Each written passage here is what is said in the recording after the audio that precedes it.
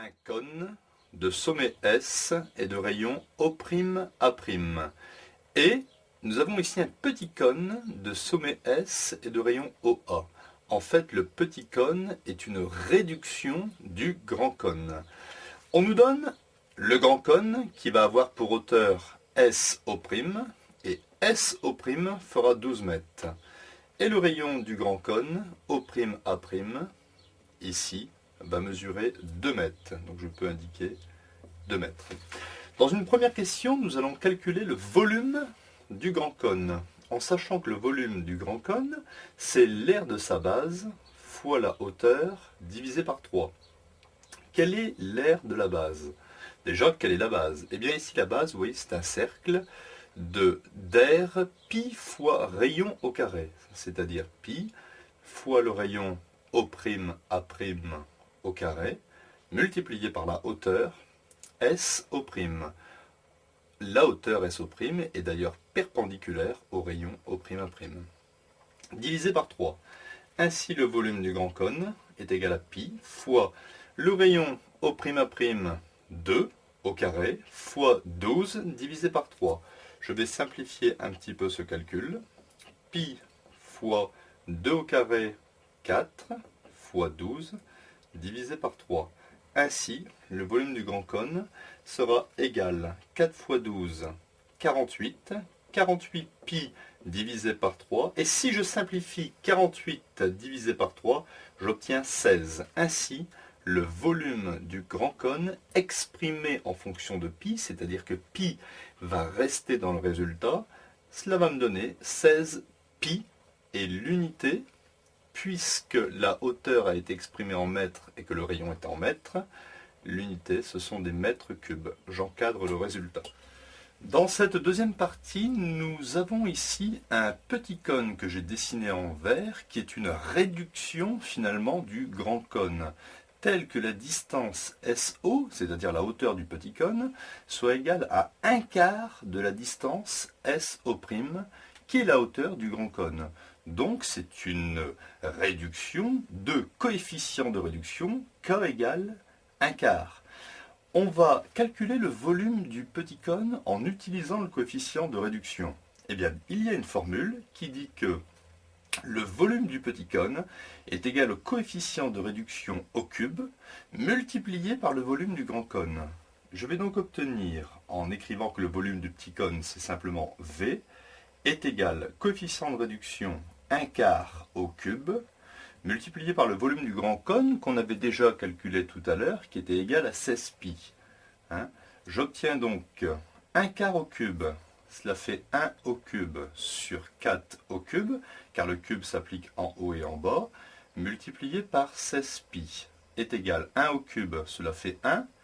1 fois 16 pi, j'obtiens donc 16 pi, divisé par 4 au cube, c'est 4 fois 4 fois 4. 4 fois 4, cela me donne 16, qui va s'éliminer avec le 16 au-dessus.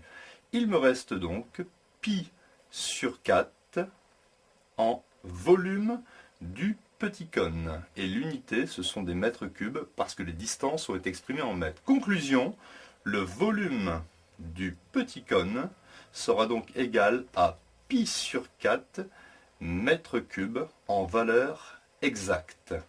Calculons maintenant le volume du cône tronqué, c'est-à-dire le cône tronqué, c'est ce que j'ai mis ici en hachuré, c'est simplement le volume du grand cône moins le volume du petit cône. Comme le volume du grand cône, nous avons trouvé 16 pi, et le volume du petit cône, pi sur 4, nous devons effectuer ce calcul.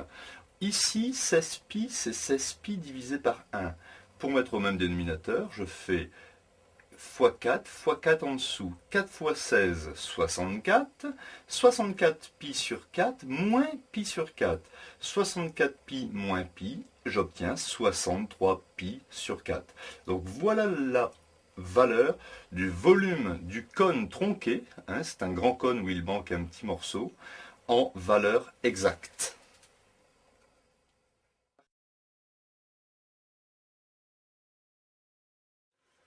Nous avons ici une sphère de centre O et de rayon petit r égale 4 mètres. le rayon s'exprime aussi comme la distance OA'. Et nous avons fait ici une coupe de cette sphère suivant un plan parallèle au plan de l'équateur.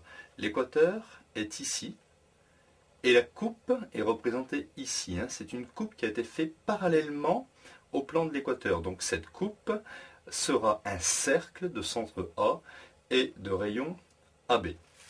On nous donne dans l'énoncé la distance du sommet de la sphère jusqu'au centre du cercle, centre A. La distance SA fait 1 mètre. Je vais le reporter sur la figure. Petit 1. On nous donne le rayon qui fait 4 mètres. Et on nous demande de calculer le rayon du cercle de centre A. Eh bien, pour calculer ce rayon, je vais utiliser une figure de Pythagore que je dessine ici. Voilà. Et je sais que le triangle OAB sera rectangle en A. Pourquoi le triangle OAB est rectangle en A? Tout simplement parce que la hauteur SO est forcément perpendiculaire au rayon AB, puisque nous avons ici deux plans parallèles, le plan contenant le petit cercle, ici le plan contenant le grand cercle sont parallèles, et la hauteur de la sphère SO est perpendiculaire au plan contenant le rayon OA'. Donc forcément, le triangle ici est rectangle en A. Nous pouvons donc appliquer la propriété de Pythagore qui dit que l'hypoténuse au carré, c'est-à-dire OB au carré, sera égale à la distance OA au carré plus la distance AB au carré. Je vais remplacer par ce que je connais. La distance OB, on ne la voit pas, mais la distance OB est la distance qui rejoint le centre de la sphère jusqu'à un point de la périphérie de la sphère. C'est donc le rayon. C'est donc 4. 4 au carré est égal à OA. Je n'ai pas la distance OA, mais je sais que OA, c'est simplement la grande distance OS moins SA. Donc j'écris OS moins SA au carré, plus AB, le rayon du petit cercle que je cherche. J'écris donc AB carré. J'obtiens donc 4 au carré, ça fait 16. OS, c'est le rayon, ça fait 4.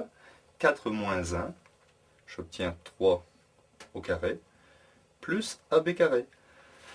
J'obtiens donc 16, 3 au carré, cela fait 9, plus AB carré. Ainsi, je fais passer le 9 à gauche, j'obtiens 16 moins 9,